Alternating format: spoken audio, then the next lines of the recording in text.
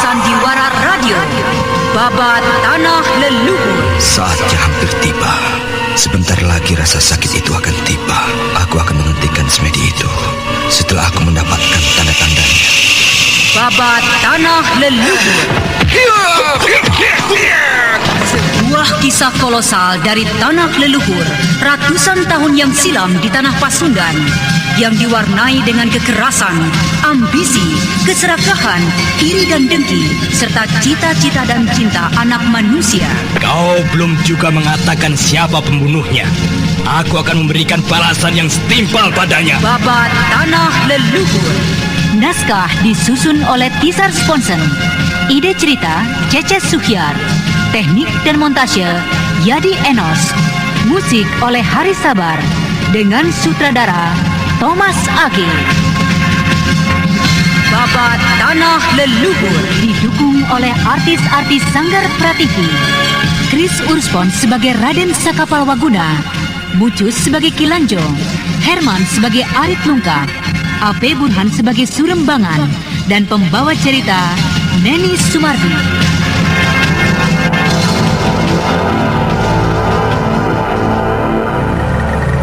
Pada kisah yang lalu diceritakan, Anting Wulan berhasil menjauhkan diri dan beristirahat di celah bebatuan.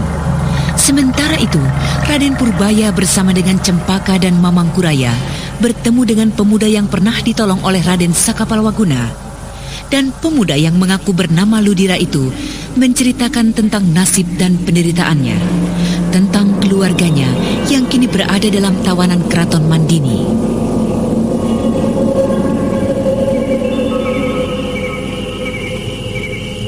Aku tidak mau dua kali mengalami kegagalan. Dan jika sekali lagi aku datang dan menghadap ke Keraton Mandini dan ditangkap oleh mereka, belum tentu aku seberuntung beberapa waktu yang lalu. Belum tentu aku dapat meloloskan diri seperti dahulu.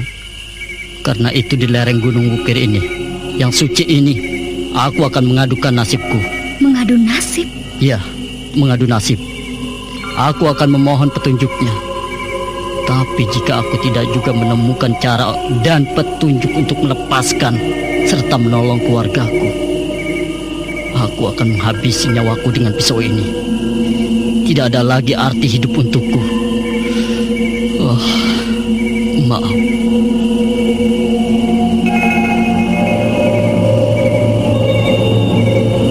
Ludira kemudian berpaling dan memandangi bunga-bunga yang tidak jauh dari perapiannya.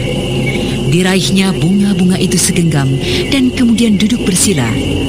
Dengan sikap yang penuh hormat, ia menyembah ke arah puncak Gunung Wukir. Mulutnya berkomat kamit mengucapkan doa dan puja-puji.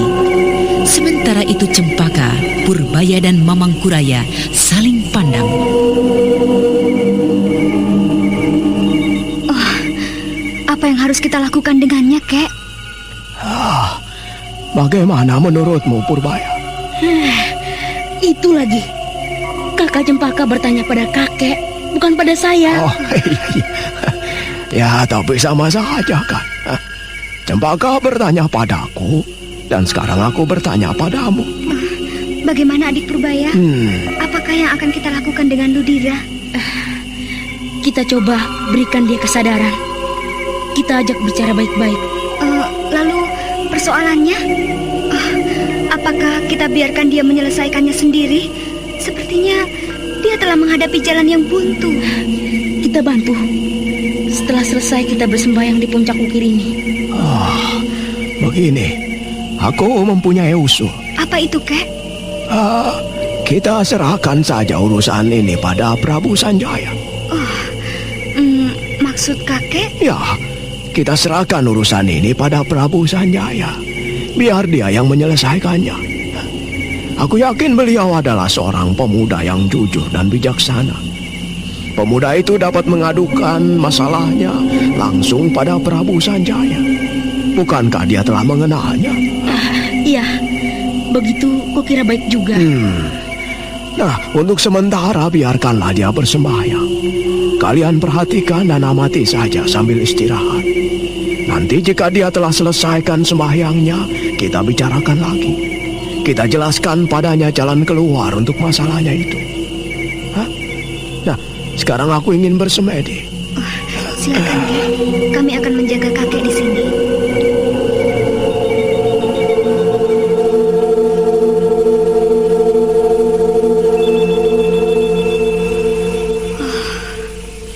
Kasihan sekali pemuda itu. Ya, kasihan.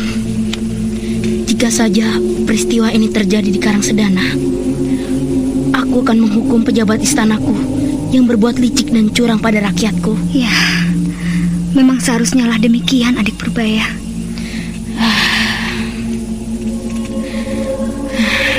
Oh, ada apa, Adik Purbaya? Kelihatannya ada sesuatu yang tengah engkau pikirkan. Iya, Kak Cempaka. Karangsedana. Karangsedana? Aku tengah memikirkan istana Karangsedana yang telah lama aku tinggalkan. Ya, hampir 2 minggu kita meninggalkan Karangsedana. Tiba-tiba saja aku menjadi rindu dan ingin kembali. Aneh sekali. Tidak biasanya aku merasa seperti ini. Ya, saya mengerti. Itu semua karena ayahanda telah tiada. Rakyat Karangsedana tentu tengah bertanya-tanya, kemana kepergianmu selama ini? Rasa-rasanya aku ingin sekali naik secepatnya malam ini ke atas sana dan kemudian segera kembali ke Karangsedana. Jika begitu, kita naik saja sekarang. Tapi aku tidak ingin terlalu merepotkan kakek. Jika begitu, ayolah. Kita segera berangkat, Purbaya. Kakek? Ayolah. Kita berangkat. Tapi kuharap kau mau untuk berhati-hati, Cempaka. Baiklah, Kek. Tapi bagaimana... pemuda itu? Iya, Kek. Kau lihat itu. Dia telah menyelesaikan doanya. Nah, mari kita dekati.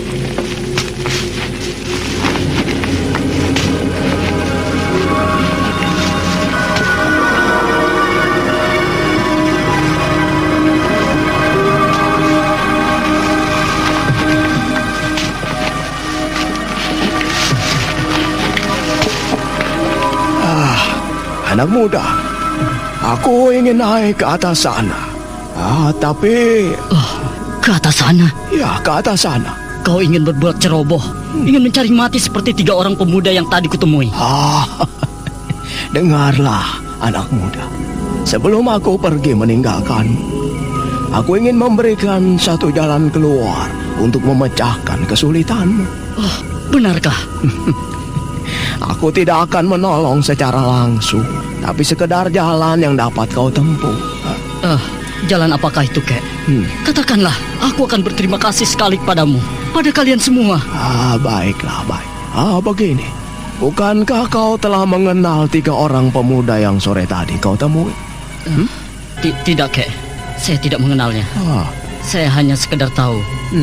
Ketiganya adalah orang yang berbudi baik yang telah menolong saya. Iya. Ketahuilah, anak muda. Salah seorang pemuda yang tadi kau temui akan dapat menolongmu. Memangnya siapakah mereka itu, Kek? Salah seorang dari 3 orang yang kau temui itu adalah junjunganmu yang baru, penguasa kerajaan Mandini, Prabu Sanjaya. Jadi salah seorang dari 3 orang yang kutemui tadi adalah Prabu Sanjaya. Iya. Nah, kau tunggulah. Besok pasti dia akan turun kembali. Kau temui dia, dan aku yakin dia pasti akan dapat menyelesaikan persoalanmu. Iya. Terima kasih, Kek. Terima kasih atas petunjukmu. Iya. Aku akan meneruskan doaku ini. Aku akan meneruskan sembahyang pada Dewa Agung. Agaknya petunjuk telah datang melalui kakek tua tadi. Terima kasih. Terima kasih, Kek. Jika begitu aku permisi. Aku akan naik ke atas sana. Jaga baik-baik dirimu. Ayo, Purbaya, Cempaka, mari, ayo. Berbahaya sekali. Janganlah kalian naik ke atas sana. Jangan khawatir, kami dapat menjaga diri kami. Mari, Kek. Iya.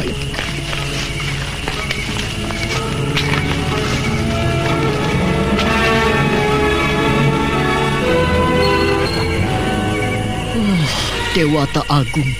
Siapakah mereka itu sesungguhnya? Aku tidak sempat untuk menanyakan namanya. nama mereka. Apakah mereka adalah utusanmu?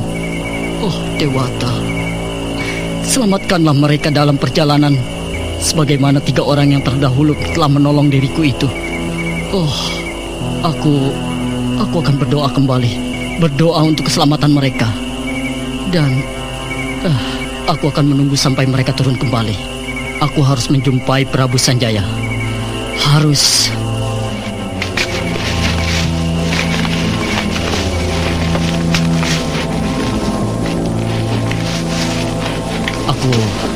Aku akan menunggunya sambil berdoa.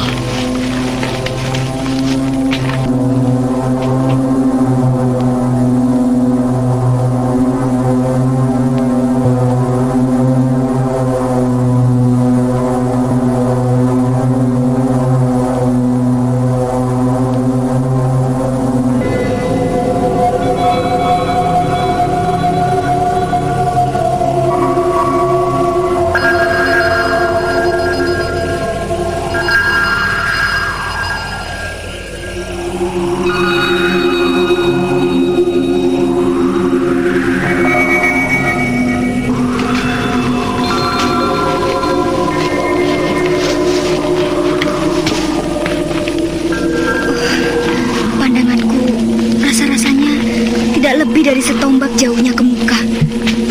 Bagaimana dengan engkau, adik Purbaya? Tidak berbeda denganmu, Kak. Karena itu, berhati-hatilah. Ayo. Lebih merapatlah kalian padaku. Jika bahaya itu datang, kita akan menghadapinya bersama-sama. Iya, Kek. Ayo.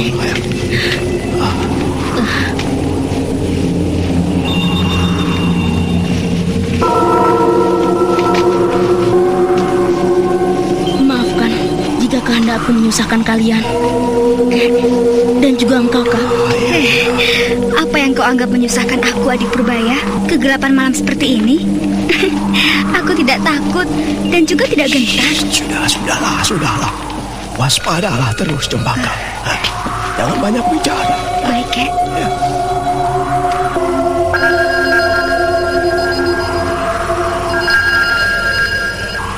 Cempaka berjalan di sisi kiri Mamangkuraya, sementara Raden Purbaya berada di sisi kanan kakeknya. Perlahan-lahan mereka melangkah terus naik menuju puncak Wukir yang diselimuti oleh tabir kegelapan malam dan juga sekaligus kabut tebal.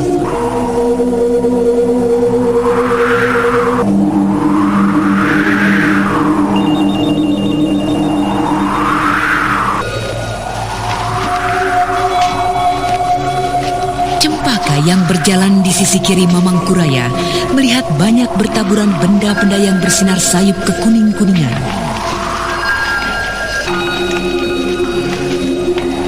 Apakah itu benda-benda yang bersinar sayup kekuning-kuningan?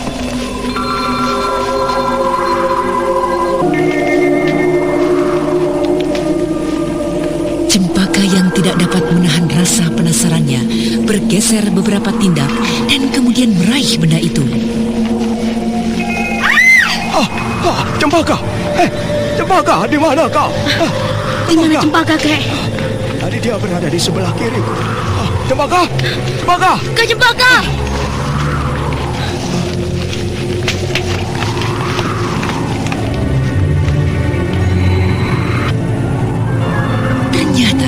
Benda yang bersinar kekuning-kuningan itu menyengatnya dan rasa pedih dan sakit segera merayap ke seluruh tubuh Cempaka. Gadis itu segera melompat menghindari beberapa benda-benda yang melesat ke arah dirinya. Akan tetapi, ia tidak dapat menahan dirinya lagi dan kemudian jatuh terguling. Seluruh tubuhnya serasa kaku dan tak dapat digerakkan.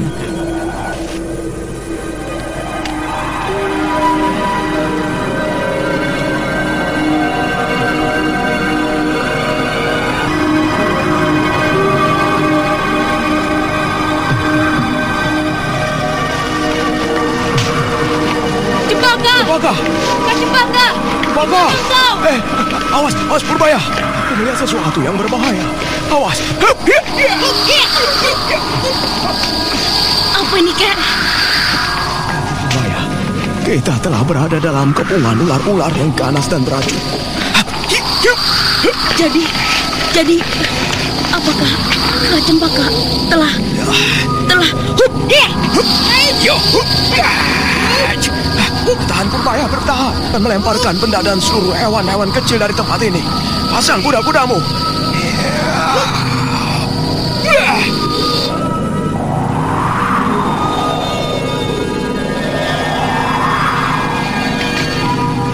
Habis sudah hewan-hewan kecil itu kulempar. Kak Cempaka. Hati-hati, Purbaya, hati-hati. Kita tidak mengetahui medan dan situasi sekitar kita. Cempaka, Cempaka, Kak Cempaka. Cempaka. Kak.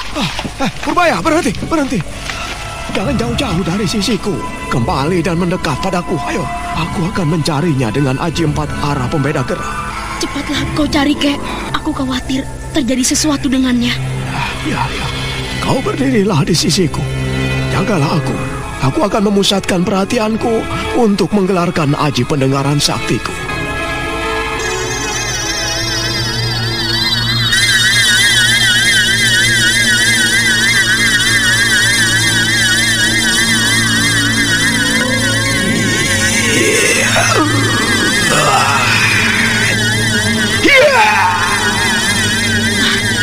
Bagaimana, Kek? Tidak dapat mendengar apapun di sekitar tempat ini. Aneh sekali. Hanya kesunyian dan kesenyapan yang ada.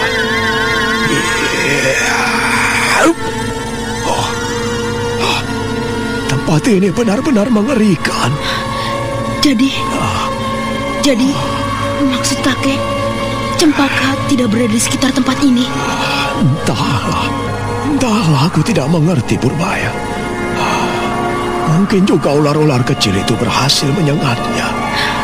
Tapi, bukankah dengan aji 4 arah pembeda gerak, kakek akan dapat mendengar desah napasnya jika ia saat ini tengah menderita rasa sakit, walaupun ia berada puluhan tombak? Ya, bahkan ratusan tombak pun, aku akan dapat mendengar desah nafasnya.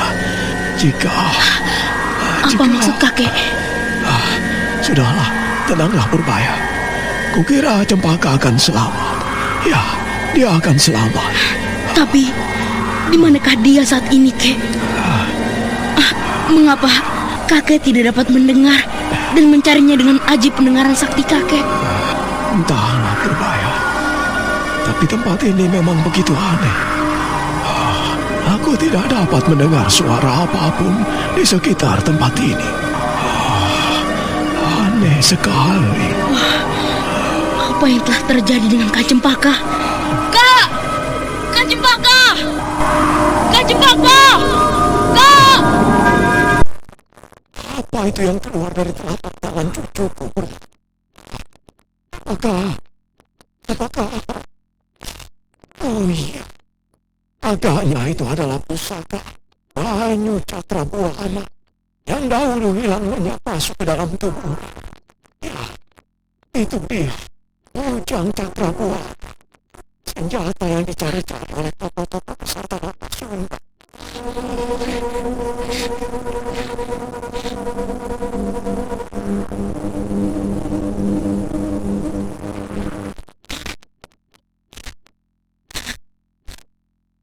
Apa ini?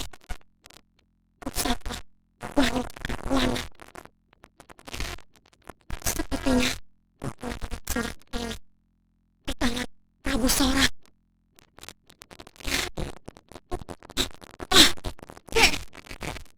Bagaimana bisa ujang ini berada di tanganku? Ya, itulah ujang pusaka yang menjadi rebutan para tokoh di dalam pasku. Lihatlah, Kek. Sinar kebiruan yang keluar dari pusaka ini cukup menerangi sekeliling kita. Kita akan mencari Cempaka dengan sinar pusaka ini. Mari, Kek.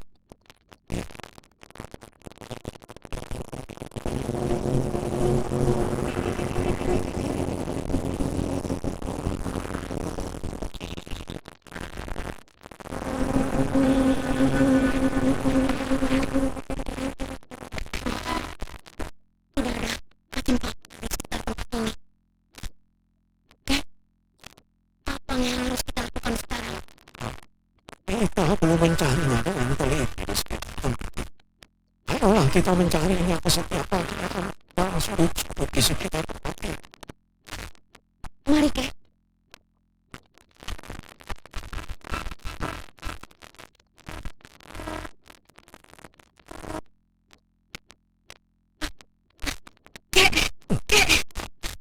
Pusaka ini bergetar hebat. Pusaka ini seakan-akan tidak menarikku ke depan sana. Ya, agaknya ke arah puncak gunung. Lihat, Pak. Itu tanah depan kita semakin mendaki. Pastilah sana adalah arah puncak gunung Mukir. Pusakanya bergetar dan seakan-akan hendak menyeretku naik. Apa yang harus dilakukan? Tenang Purbaya. Coba berusaha kuasai pusaka ini. Kerahkan tenaga sakti ini Purbaya.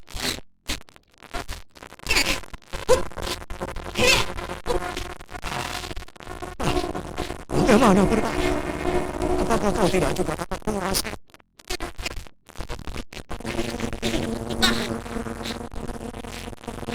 Bahaya sekali Purbaya. Berikanlah pusaka itu pada.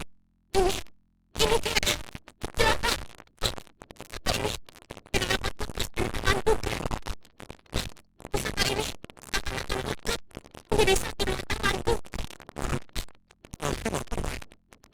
Akan kucoba membantu. Aku akan menyalurkan tenaga sakti. Apakah kau dapat menguasai pusaka?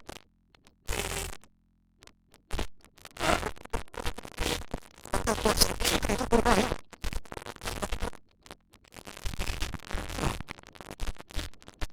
Satukan tenaga saktiku dengan tenaga saktimu. Ayo, kuasai. Tidak bisa, Kek. Tidak bisa. Biasa. Tidak menguasainya lagi, Kek. Ada. Apa kemarin kemarin?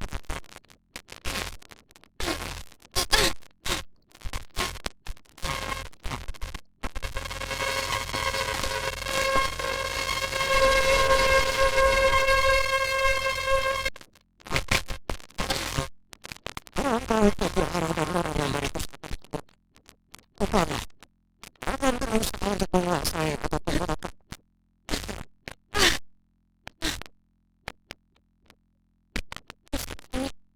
Memang ini mengajak saya. Aku dapat menguasainya dengan baik. Getarannya hanya menyeret ke sana. Tapi itu pun secara halus sekali.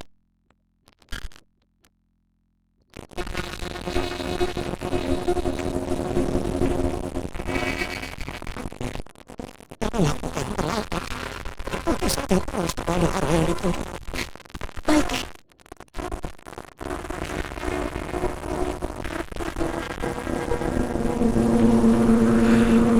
Aku yakin pusaka itu akan menunjukkan pada kita di mana tempat adalah. Bagaimana kakek bisa mengetahui itu? Bukankah dalam diri cempaka terdapat cahaya? Ya, kakek pernah menceritakan itu pada saya.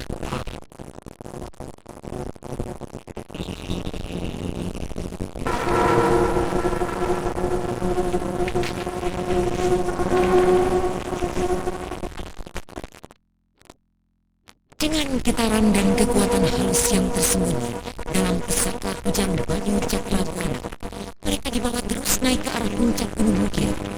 Perlahan-lahan, Raden Purbaya dan Mamang Puraya terus berjalan, merayap tanpa henti sampai akhirnya.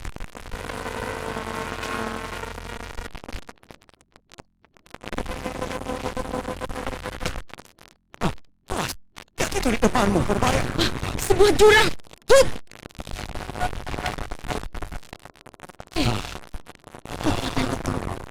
Tiba-tiba saja lenyap. Ujung pusaka ini tidak bergetar dan menyeretku. Agaknya kita telah sampai di tempat yang kita tuju. Sampai? Bagaimana mungkin? Bukankah di hadapan kita adalah sebuah jurang? Apa yang harus kita lakukan? Dan di mana kita bisa menemui Cempaka? Tenanglah Purbaya. Di sini tidak ada tempat tersebut. Hanya Cempaka berada di bawah jurang ini. Di bawah jurang ini.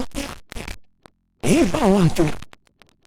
Rasa kujang pusaka di tanganmu tidak sah.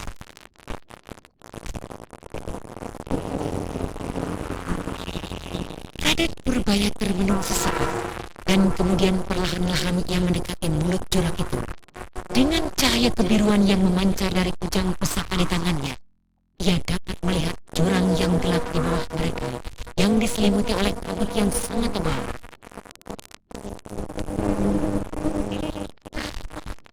Jurang ini dalam sekali, Kek. Agaknya kita harus turun dan mencari Cempaka di bawah sana. Dalam situasi seperti ini. Kita mencari tempat yang tidak terlalu curam. Dan kita akan mencoba merayap turun ke bawah. Cahaya kujang pusaka di tanganmu akan membantu banyak untuk pusaka. Ayo, kita turun. Lihat itu di sebelah kiri.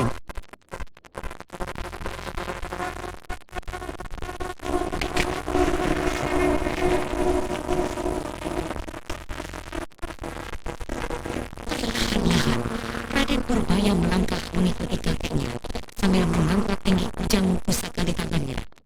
Sementara itu udara dingin di lereng bukit yang dingin menusuk tulang menjadi semakin menjadi-jadi.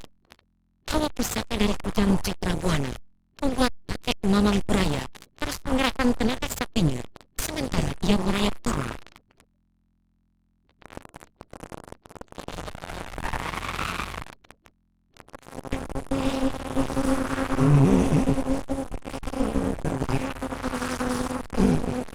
Apa kau tidak merasakan ini mudah dalam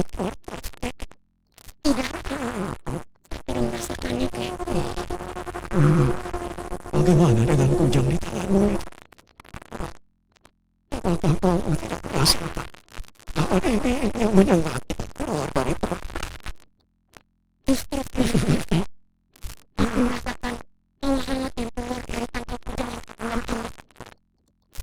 Itu sesuatu yang luar biasa. Hati-hati. Angkat terus tinggi pusaka itu. Masih gelapkah dasar jurang ini, Kek? Tidak. Mungkin sekitar 7 atau 8 tapak di bawah kita. Bagaimana kakek bisa mengetahuinya? Lihatlah kelelawar itu. Kelelawar itu banyak peternakan. Pasti banyak pepohonan di bawah kita. Dan dasar jurang ini merupakan lembah yang sulit. Angin berkeras berbunyi-bunyi di bawah kita. Berhati-hatilah. Pegang erat-erat pusaka. Biar aku mencobanya turun lebih dulu. Aku sudah dapat melihat dasar jurang ini. Berhati-hatilah, Kek.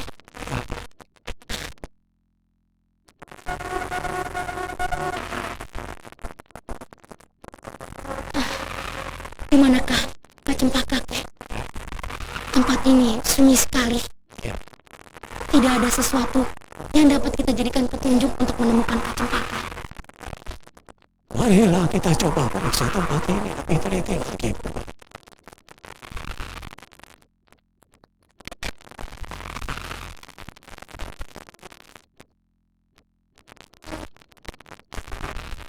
Perlahan-lahan, Mamang Puraya melangkah menembus kegelapan malam. Sementara itu Raden Purbaya mengikutinya dari belakang sambil mengangkat tinggi kujang Cakrabuana. Sinar kebiruan dari pusaka tanah Pasundan itu membias jauh hingga beberapa tombak di muka Mamang Puraya. Akan tetapi, Ada apa, Kek? Sepertinya ada suatu kekuatan yang menyengat tubuh. Biarlah aku coba sekali lagi.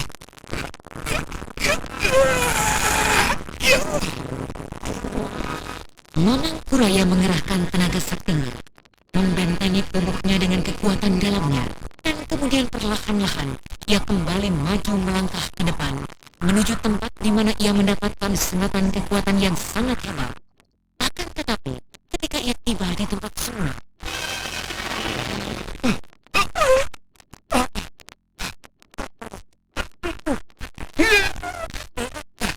ada apakah sebenarnya, Kek?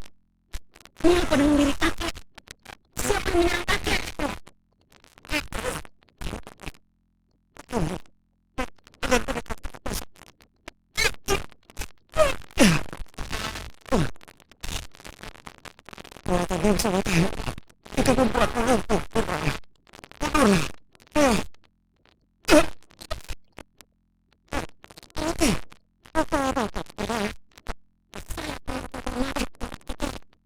Saya akan mencobanya dengan kekuatan kujang pusaka ini, Kek.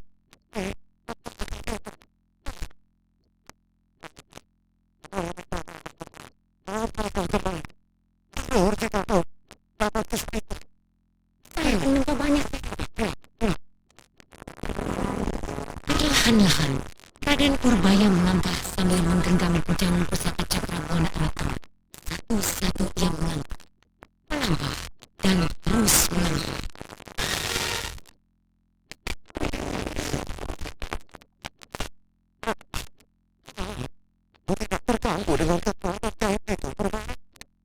Sedikit pun aku tidak merasakan adanya hambatan. Kujang ini mulai bergetar.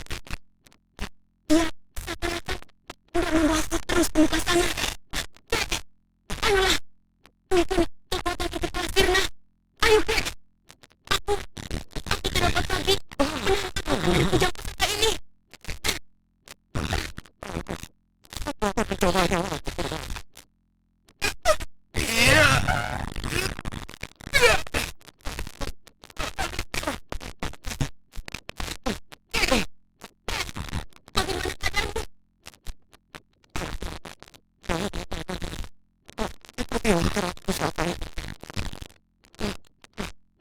Pasti akan dapat menemukan Uruti saudara, akan aman bersama dengan pusaka itu.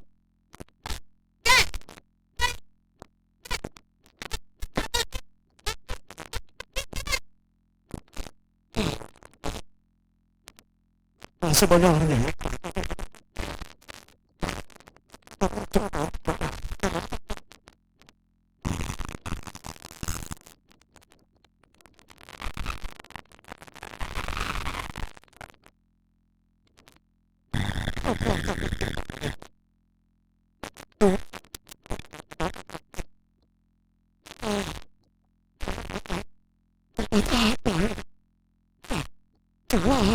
apa yang terjadi dengan cucuku Purbaya? Kira kujang pusaka itu akan dapat mengatasi kekuatan. Sungguh aku jadi penasaran. Baik, akan kulihat apa sebenarnya yang berada di sekitar tempat ini. Ya, akan ku coba melihat dengan kekuatan batin. Aku akan mencoba menyentuh kekuatan.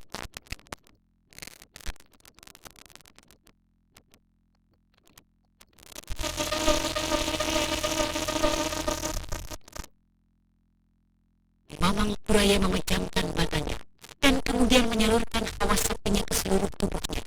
Seluruh pikirannya dikosongkan dan sesaat kemudian tubuhnya dirasakan melayang-layang.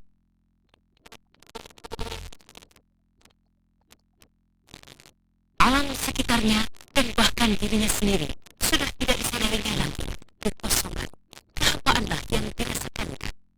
Dan dalam keadaan tersebut, tiba-tiba kakek tua itu dikejutkan oleh kehadiran bentuk-bentuk yang sangat menyeramkan.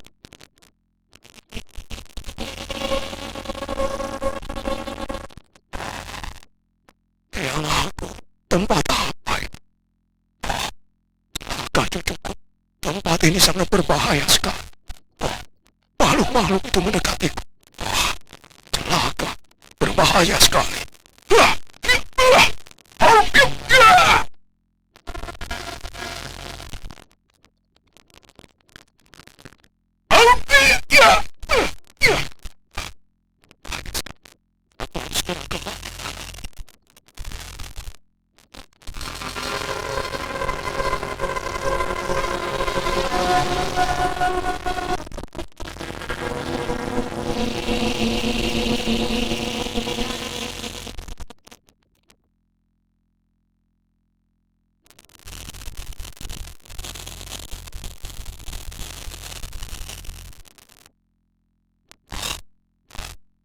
berbahaya sekali.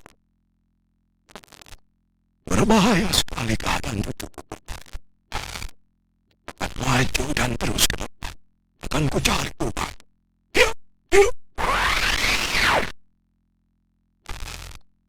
Beberapa langkah lagi di depan. Dalam batas wilayah yang aneh itu. Aku akan mencoba bertahan dengan kekuatan tenaga.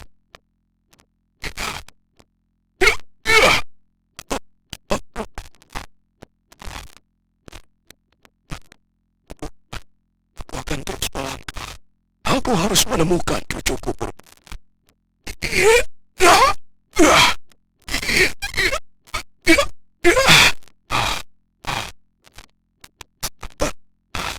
Setan ini menusuk dada dan menurut seluruh bagian tubuh.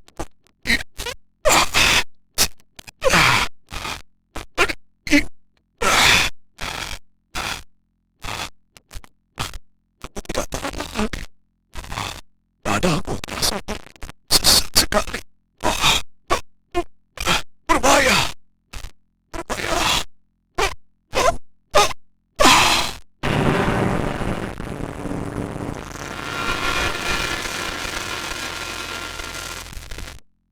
Mamang Puraya tak dapat menahan kekuatan gaib yang menumbuk dan menyekatnya.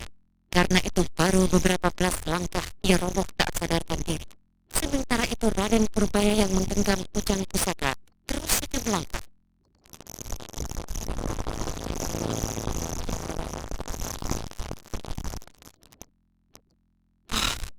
Getarai pusaka di tanganku tiba-tiba saja berhenti kembali. Di manakah Kak Cempaka? Apakah benar yang kakek katakan? Kujang pusaka ini membawaku menemui Kak Cempaka. Apa itu? Sepertinya aku melihat beberapa sosok tubuh.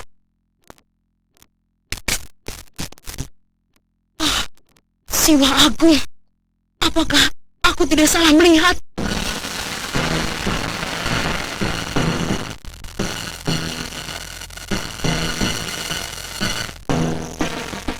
Raden Purbaya terkenyak kaget ketika melihat 3 sosok tubuh di hadapannya. Cempaka berhasil ditemukannya. Akan tetapi di situ ia juga menemukan tubuh Raden Sakapalwaguna dan bahkan Mamang Puraya kakeknya. Dewata Agung, bagaimana bisa hal ini terjadi? Bukankah kakek Mamang Puraya kutinggalkan di belakangku? Apa yang terjadi dengan mereka bertiga? Mengapa bisa mereka tiba di tempat ini?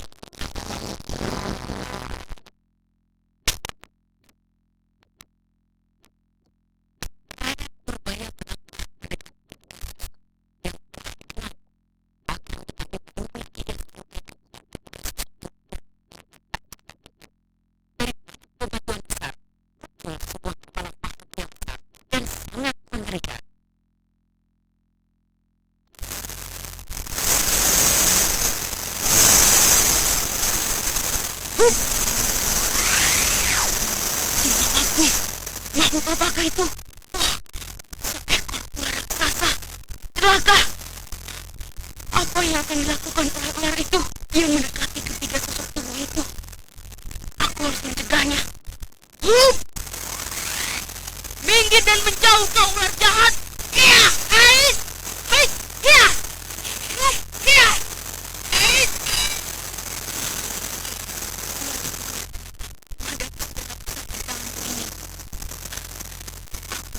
Aku akan membunuh ular ini. Berbahaya sekali makhluk seperti ini.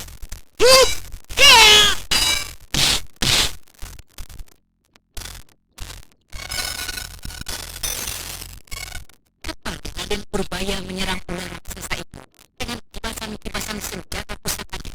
Akan tetapi walaupun kelihatan kekal, ular itu tetap mampu bergerak dengan gesit.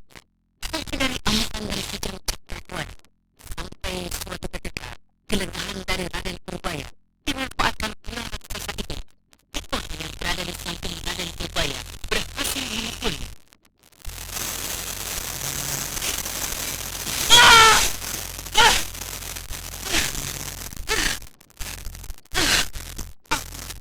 Bunuh dan mengusir ular itu. Tubuhku. Tubuhku sakit sekali.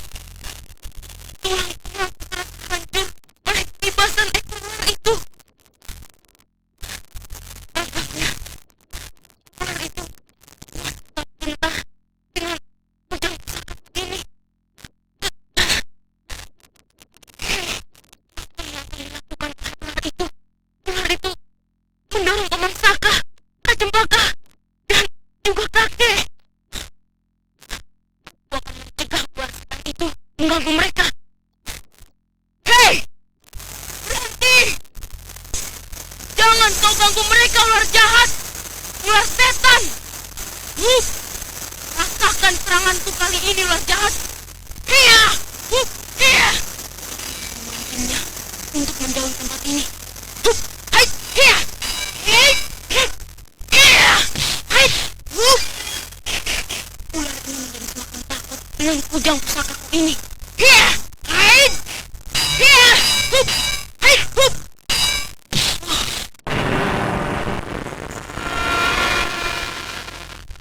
Tiba-tiba saja ia menghilang dari hadapanku.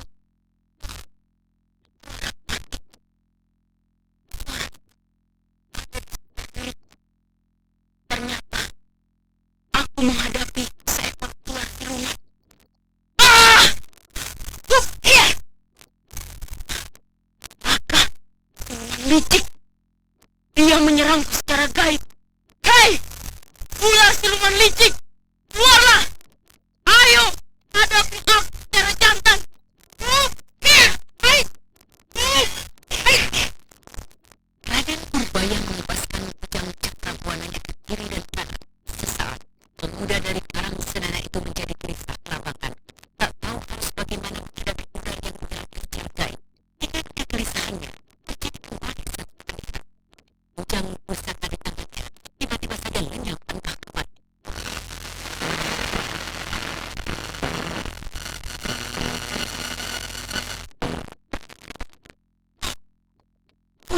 Kujang pusaka di tanganku tiba-tiba saja lenyap.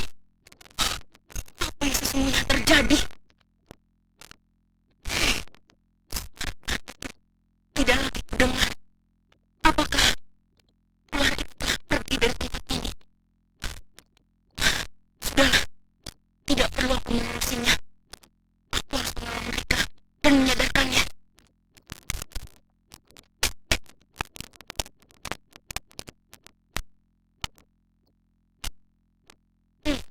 Tempat ini kembali menjadi gelap. Pandanganku tak dapat lagi menembus jauh kegelapan malam ini.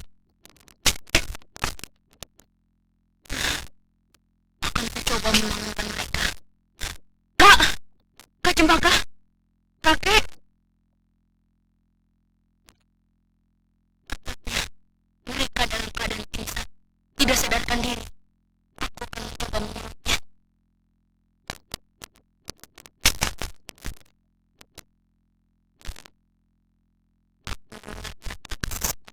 Yang mendatangi Karang akan kutunggu di tempat ini.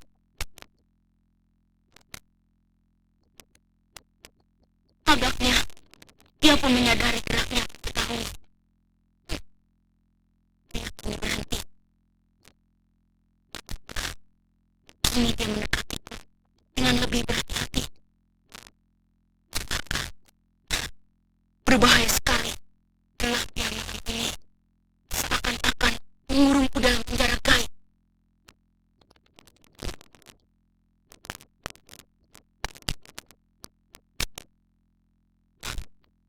Dia mulai bergerak. Purbaya, apakah kau berada di situ? Apakah kau itu Purbaya? Ya, saya di sini, Bibi Wulan.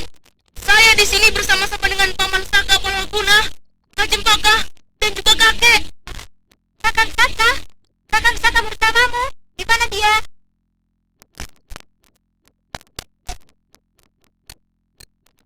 Beberapa saat saja di hadapan Raden Purbaya terlihat sesosok bayang ramping yang ternyata benar adalah Anting Wulan. Di mana Kakang Saka? Ini dia, Bibi Wulan. Apa yang terjadi dengannya? Bagaimana bisa kau berada di tempat ini bersama dengan Kakang Saka? Hei, itu Cempaka dan kakek Mamang Pura Puraya juga tidak sadarkan diri. Apa yang terjadi dengan mereka, Purbaya? Ceritakanlah. Entah, Raden. Sebaiknya kita coba untuk menyadarkan mereka dan menanyakan langsung padanya. Saya datang kemari hanya ingin mencari Kak Cempaka. Tapi di sini saya menemukan juga kakek dan Paman Saka.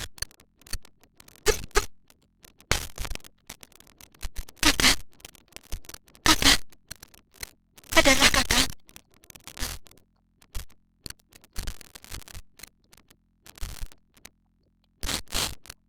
Mengapa Kakang Saka tidak juga sadarkan diri? Bagaimana dengan Cempaka dan kakek Mamang Puraya? Tidak berbeda, Bi. Mereka masih tetap tidak sadarkan diri. Kak Cempaka.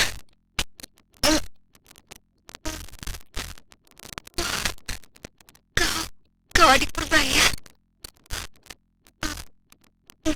Di mana kita berada? Di sebuah lembah di lereng Gunung Ukir. Bagaimana kakak bisa berada di sini?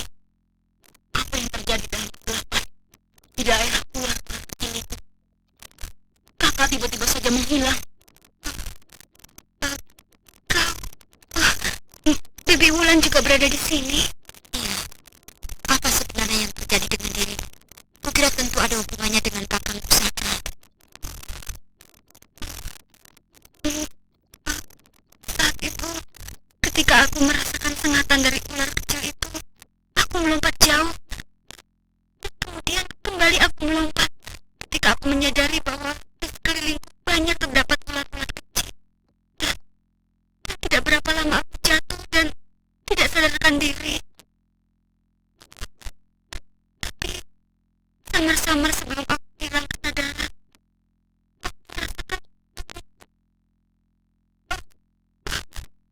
tubuhku dibawa oleh sesuatu yang licin dan keras meluncur. Iya, seekor ular besar membawaku. Ular besar, ular siluman. Ular jahat itu baru saja menghilang secara gaib di sini. Kau bertemu dengan ular raksasa itu di tempat ini? Ya, ada apa, Bi? Tidak. Marilah kita mencoba untuk menyadarkan mereka. Kakangku dan juga kakek Mamang Puraya. Bi, kukira kita sebaiknya membawa keduanya jauh-jauh dari tempat ini. Tempat ini sangat berbahaya, penuh dengan hawa iblis. Tapi kemanakah kita akan membawanya? Kemana kita akan pergi? Mari, ikutilah aku, Bi. Mari, Kak.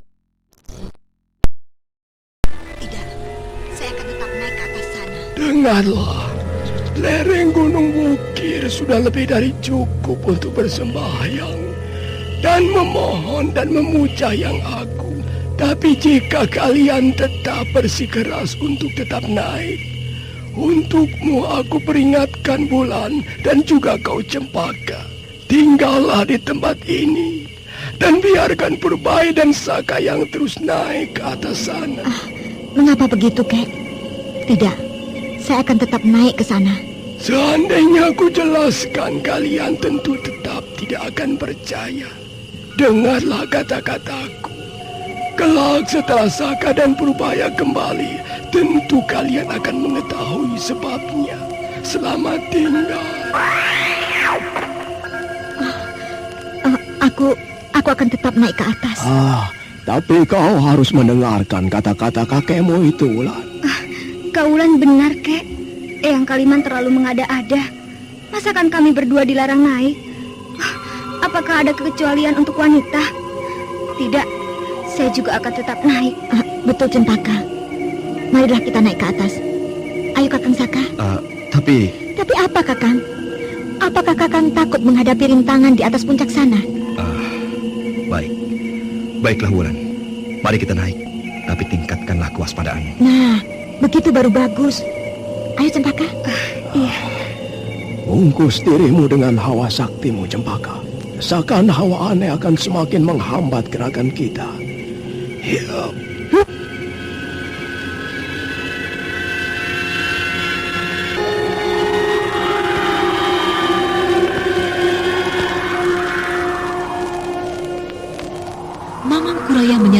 kekuatan saktinya ke seluruh tubuhnya, yang kemudian diikuti oleh keempat raja itu, dan mereka kembali melanjutkan pendakiannya.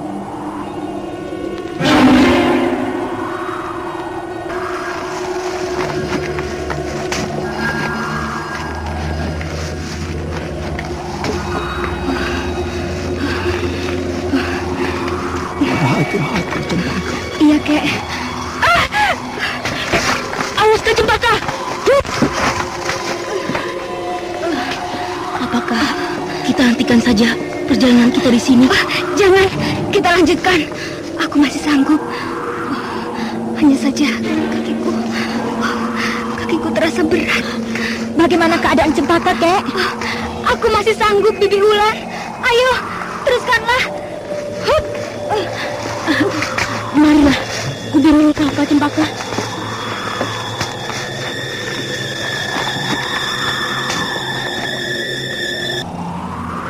Cempaka membiarkan saja Raden Purbaya membimbing tangannya.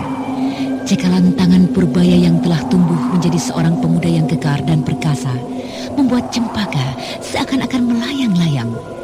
Rasa hangat mengalir perlahan merasuki seluruh tubuhnya. Dan hal yang demikian juga dirasakan oleh Purbaya. Mereka terus naik, melangkah naik ke atas puncak Gunung Wukir.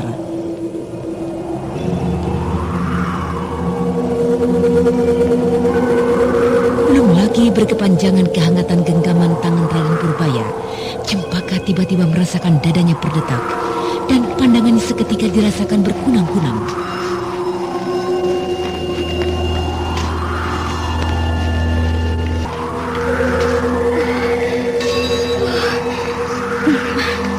Ada apa, Kak? Cempaka, ada apa?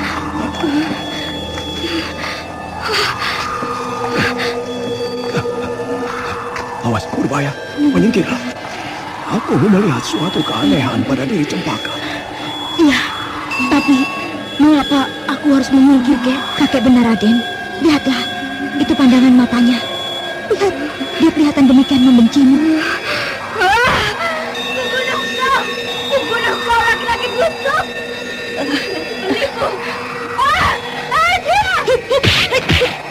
Purbaya, jangan dilayani. Cempaka berada dalam pengaruh hitam daerah itu. Lumpuhkan jika kau sanggup. Ayo.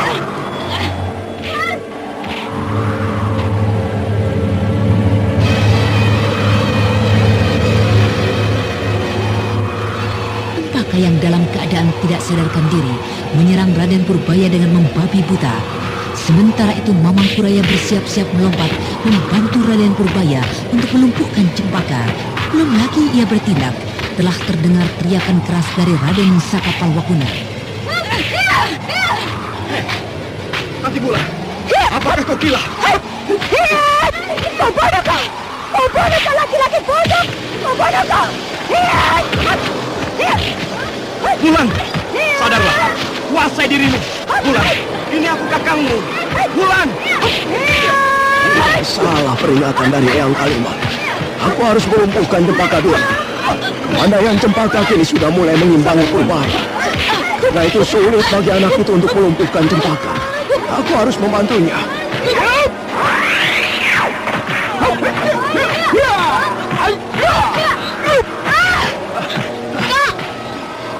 Kak Cempaka, sadarlah, Kak. Ini aku, Purbaya. Kau jagalah Cempaka untuk sementara. Aku akan melihat dan membantu Sakapalwakuna untuk melumpuhkan Anting Wulan. Iya, Kek. Kak Cempaka, sadarlah, Kak. Kuasai dirimu. Kau telah termakan oleh pengaruh gaib dari tempat ini. Kak Cempaka. Lepaskan aku! Laki-laki curang! Licik! Hianat sepertimu harus kuberikan pelajaran! Lepaskan aku! Kubunuh kau! Kak, apakah kau sedemikian lemahnya? Kak Cempaka, Kak.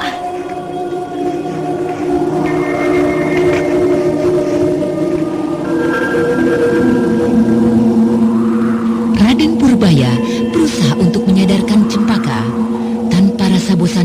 terus berusaha, sementara itu Mamang Kuraya yang akan membantu Raden Sakapalwaguna termenung di pinggir arena pertempuran itu.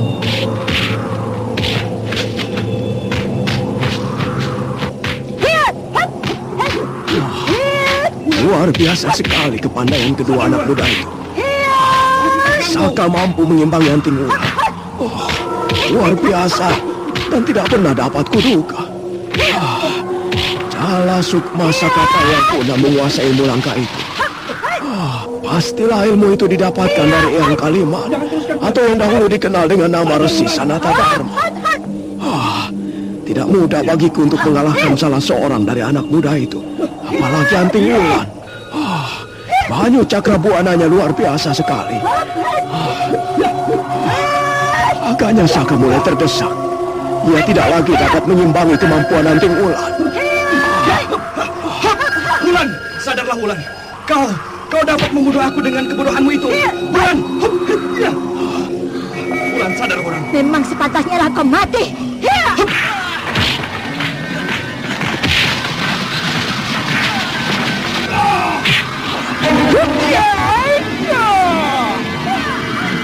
Ayolah Saka, bantu aku untuk melumpuhkan Anting Wulan.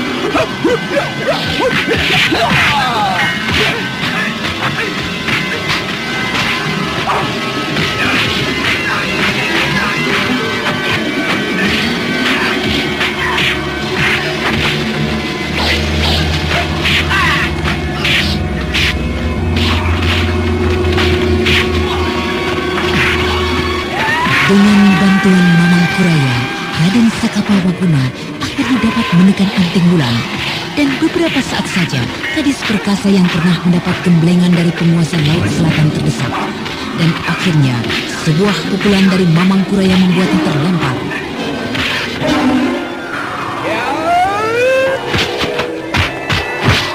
Cepat lumpuhkan segera Saka. Ayo.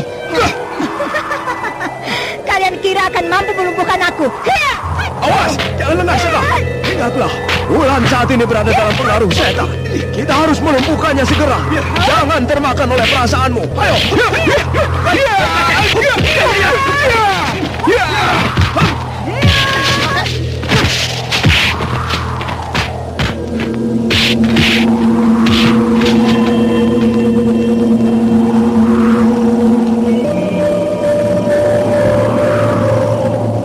Sementara itu Raden Purbaya yang belum berhasil menyadarkan Cempaka menjadi semakin gelisah dengan keadaan kekasihnya. Dan tanpa ragu-ragu lagi, ia memeluk Cempaka erat-erat.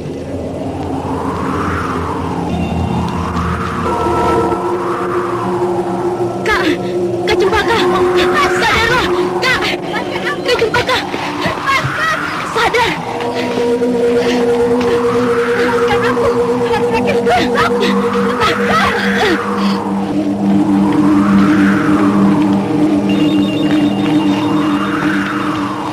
Cempaka berusaha untuk melepaskan diri dari dekapan Raden Purbaya. Ia mengerang dalam dekapan Purbaya. Tapi kembali terjadi keanehan. Suara erangan Cempaka perlahan-lahan menghilang. Dan tiba-tiba dari tubuh kedua anak muda yang tengah berdekapan itu keluar cahaya tipis yang berkilauan. Dan beberapa saat kemudian cahaya itu menghilang kembali.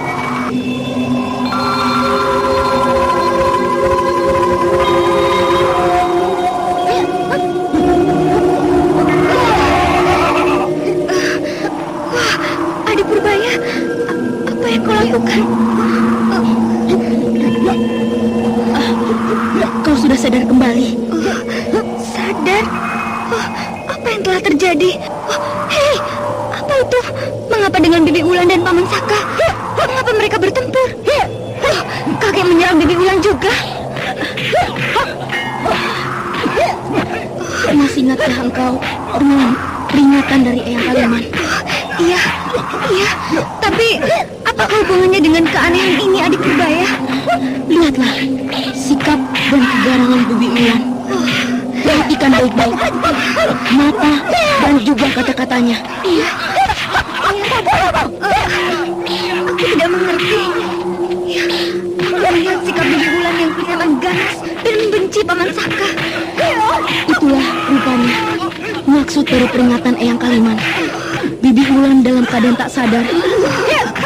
Ia telah dirasuk oleh kekuatan halus. Jadi aku juga telah mengalami hal yang seperti tadi, yang sama seperti Bibi Wulan. Iya. Maafkan aku Raden. Aku telah berlaku tidak sopan dan tidak mengenal tata krama pada Raden. Kenapa Kak Cempaka memanggilku dengan sebutan Raden lagi? Sudahlah, Kak Cempaka tadi dalam keadaan tak sadar. Lihatlah itu, kakek bersama teman Saka berhasil mengumpulkan Bibi Wulan. Iya. Mari kita lihat.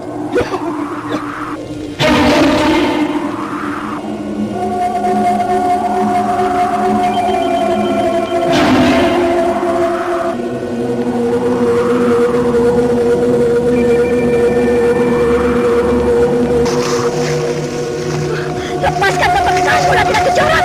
Balapan, lepaskan. Adik Wulan, sadarlah. Ini aku, kakangmu, kakang Saka. Wulan.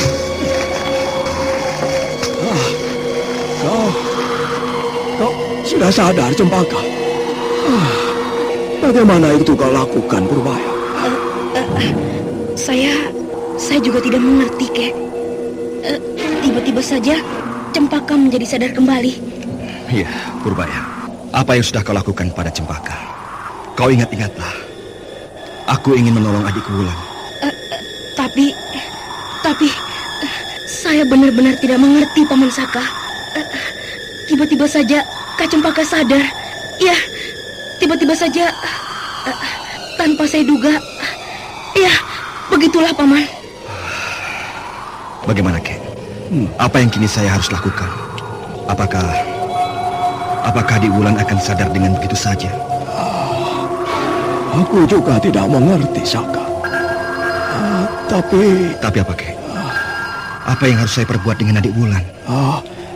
Cobalah kau lakukan penyaluran tenaga saktimu. Lakukan melalui beberapa jalan darah di tengkuk dan kepalanya. Lakukan perlahan-lahan. Dan ingat, jangan sampai ada jalan darahnya yang terbuka kembali. Kita akan kerepotan mengurusnya nanti. Baiklah, saya akan mencobanya, Kek.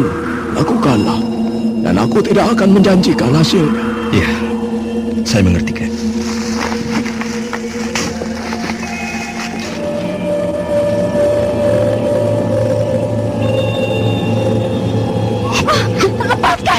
Lepaskan laki-laki bodoh.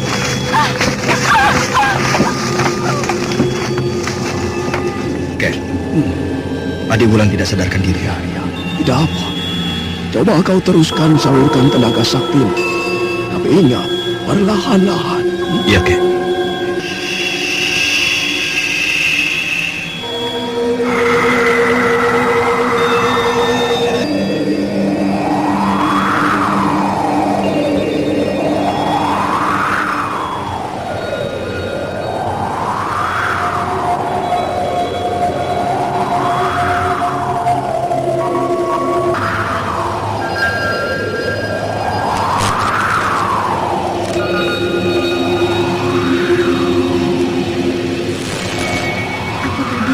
Berbeda dengan Bibi Wulan.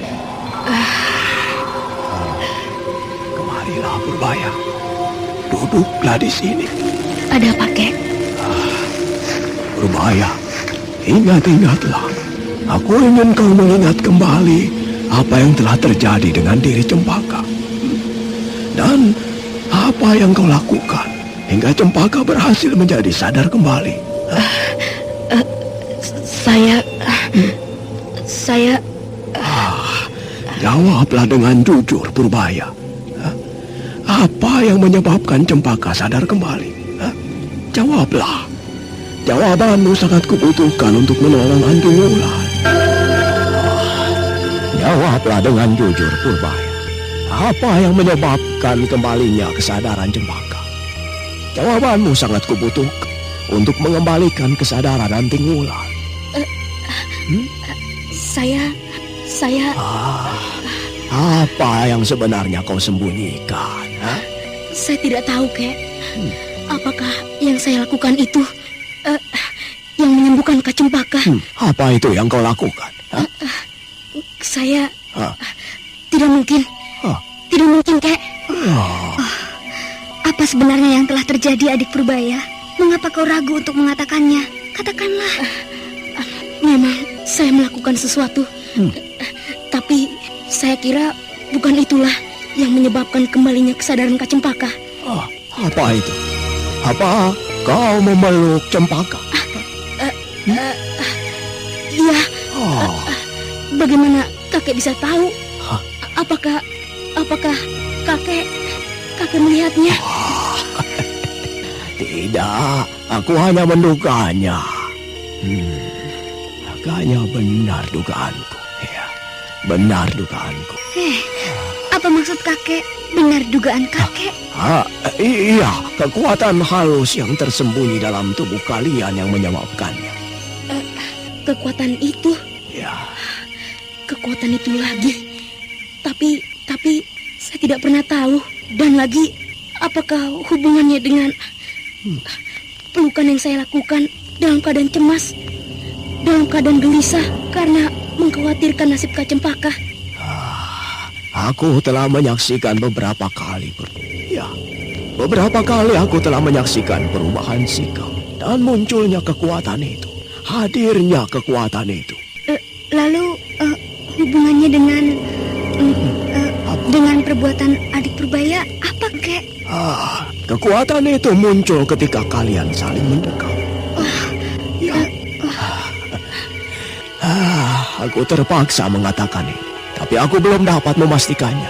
Karena kekuatan yang bersemayam dalam tubuhmu Purbaya merupakan pasangan dari yang bersemayam dalam tubuh Cempaka.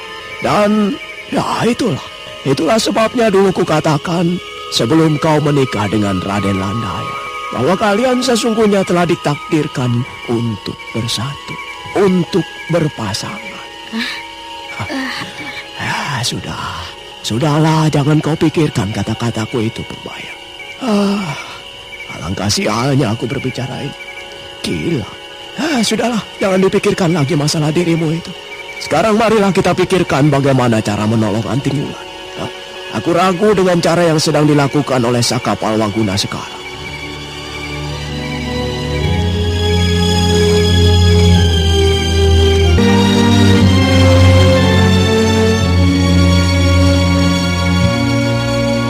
Kemudian, Mamang Kuraya bersama dengan Raden Purbaya dan Cempaka mendekati Raden Saka Palwaguna dan Anting Wulan.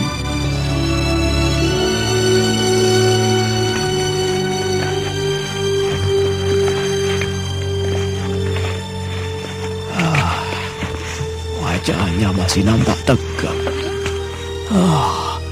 Agaknya akan sia-sia yang dilakukannya. Raden, sudahlah. Aku rasa akan sia-sia. Sudah, tariklah kembali tenaga saktimu. Adik Wulan masih tidak sadarkan diri, Kek. Apakah yang harus saya lakukan lagi? Menyadarkannya kembali? Ya, cobalah sadarkan kembali. Tapi jangan sampai jalan darahnya terbuka. Saya mengerti, Kek.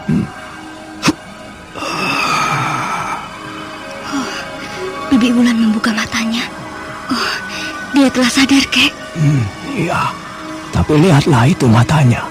Masih tetap liar dan kelihatan ganas. Ia masih dalam pengaruh kekuatan hal. Kau bunuh kau laki-laki busuk. Pengecut. Dia. Lepaskan ikatan ini. Mari kita bertempur secara kesatria. Siapa kau yang bersembunyi dalam raga kekasihku? Keluarlah. Hadapi aku, Raden Saka Palwaguna. Keluarlah kau pengecut. Jangan bersembunyi dalam tubuh seorang wanita.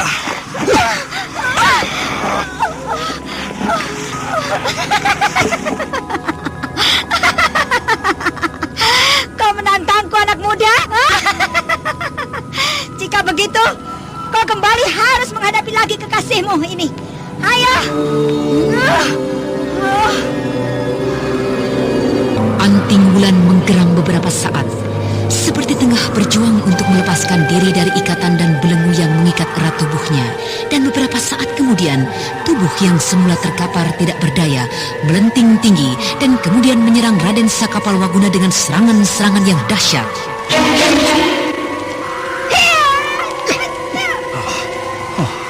Adik Wulan dapat berhasil. Kita lumpuhkan kembali, Saka.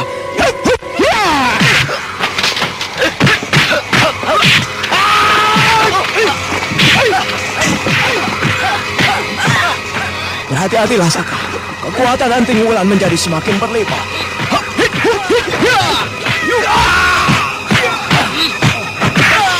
Bunuh kau sekarang, laki-laki pengecut, laki-laki busuk.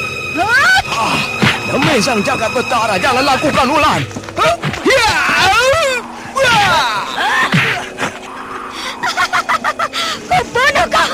Kau bunuh kau laki-laki busuk.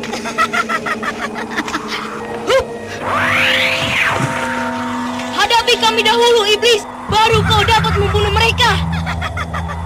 Bagus. Kau mampu melepaskan diri dari pengaruh kekuatanku.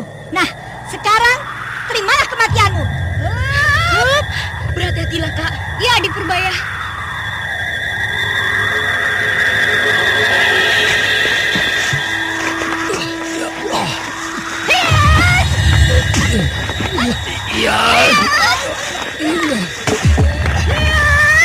Tunggu. Mundurlah kalian. Purbaya, Cempaka. Kau hendak mencampuri urusanku, Kaliman? Itu, terimalah kematianmu. Hai!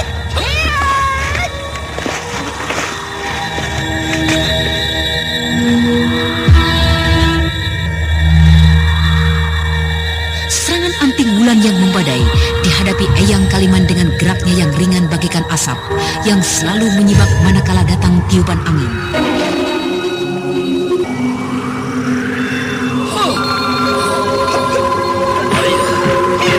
Jangan kau ganggu cucuku. Keluarlah dari raga cucuku, Nyeranggis. Ya!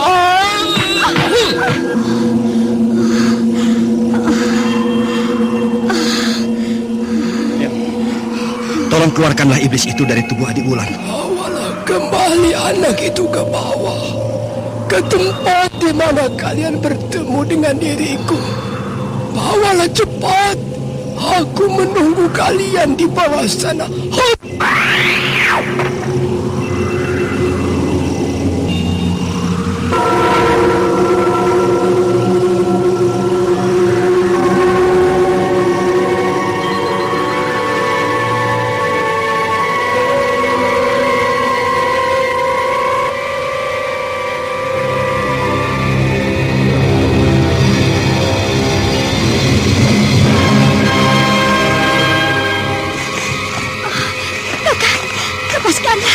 Lepaskanlah aku. Wulan, kau sudah sadar, adikku? Apa yang terjadi dengan diriku? Kenapa kita kembali lagi kemari, Kakak? Mungkin kakekmu yang Kaliman akan dapat menjelaskan semua yang terjadi dengan dirimu. Apakah aku tidak sadarkan diri sebagaimana Cempaka? Iya. Duduklah Wulan. Biar aku menjelaskan padamu, pada kalian semua, apa sesungguhnya yang terjadi dengan kalian. Peristiwa ini terjadi kurang lebih 150 tahun yang lalu, di mana hidup sepasang kekasih yang saling menyinta. Pemudanya bernama Balandong Jago, sedang kekasihnya bernama Nyeranggis. Nyeranggis? Ya, Nyeranggis. Diakah yang menyusup ke dalam tubuh adik Wulan? Benar. Aku mengenal sepasang muda-mudi yang saling mencintai itu. Keduanya memiliki kepandaian yang tinggi. Akan tetapi sayang sekali wajah mereka. Kenapa dengan wajah mereka? Wajah mereka buruk sekali. Untuk dapat tetap hadir di tengah percaturan dunia kependekaran, mereka bertapa di sini. Mereka hendak memohon bantuan Dewata Agung untuk merubah wajah mereka. Mereka mencoba untuk naik ke puncak bukit, tapi mereka hanya mampu sampai di tempat tadi. Mereka bertapa di sana sepanjang tahun. Mereka bertekad tidak akan kembali ke dunia kependekaran sebelum keinginan mereka terkabul. Dan hal itu terus berlangsung sampai mereka tua. Kurang lebih 50 tahun yang lalu, Belandong Jago turun ke kaki gunung pada setiap purnama untuk mencari makanan bagi kekasihnya.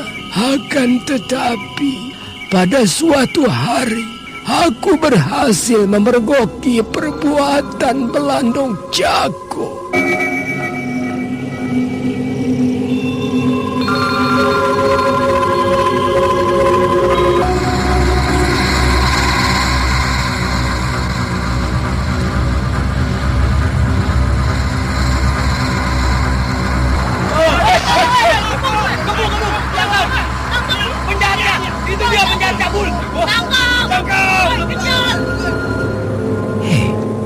Ada apa itu rame-rame? Ada apakah Kisanak? Apa yang terjadi? Tolong, kejar dan tangkap penjahat itu. Dia lari ke sana. Penjahat? Apa yang telah dilakukannya? Cepat kau tangkap. Dia adalah penjahat cabul yang kerap mengganggu kami sepanjang tahun pada setiap bulan purnama. Tangkaplah. Dia baru saja mengganggu kami dan merusak kehormatan gadis di desa kami. Baiklah, aku akan menangkapnya. Kemana larinya? Itu ke arah kaki gunung sana. Baiklah, aku akan menangkap orang itu.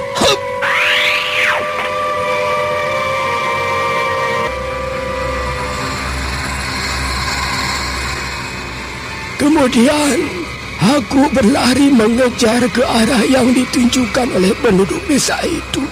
Dalam kegelapan, aku terus mencarinya hingga tiba di lereng Gunung Wukir.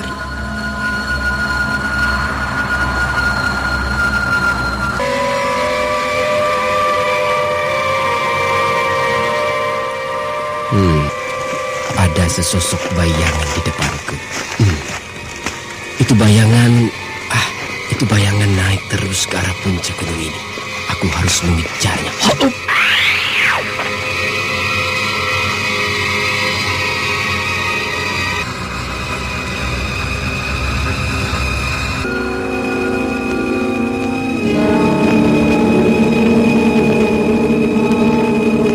Hoi, tunggulah di sana. Berhenti. Hei, siapa kau? Apa maksudmu menghentikan perjalananku? Setelah padaku kembali ke kaki gunung, kau harus mempertanggungjawabkan semua perbuatan terkutukmu. Setan bodoh, kau mencari mati. Manusia usil, menyingkir cepat sebelum tubuhmu kulempar hancur ke bawah jurang sana. Kau harus mempertanggungjawabkan semua perbuatanmu. Ayo ikut aku ke desa di kaki gunung itu. Aku tidak mengerti maksudmu. Menyingkirlah. Jika kau memang tidak merasa bersalah, ikutlah. Mari kita temui penduduk desa di bawah sana. Menyingkir, atau akan kulemparkan kau ke bawah jurang sana. Aku tidak akan menyingkir. Aku datang adalah untuk menangkapmu, hai penjahat cabul. Setan, rasakan ini. Mulut lancang.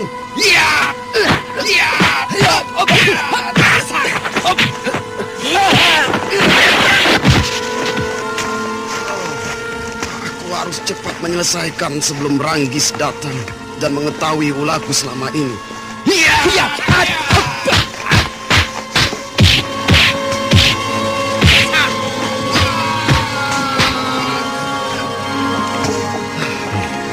Sudahlah, tidak ada gunanya kau terus melawan. Ikutlah aku ke bawah sana. Mari kita pergi. Tunggu, lepaskan orang itu. Kau, Ranggis. Siapakah laki-laki yang telah mengganggumu, Kakang? Aku tidak tahu, Ranggis. Laki-laki ini adalah orang gila yang telah menuduhku melakukan tindakan yang bukan-bukan. Bunuh saja. Dan tolong aku, Ranggis. Jangan khawatir, Kakang. Aku tidak pernah membiarkan seorang pun yang akan mengganggumu. Agaknya kalian berdua adalah pasangan manusia cabul. Pasangan manusia bejat. Apa maksudmu? Kau bilang apa? Bunuh kau. Iya.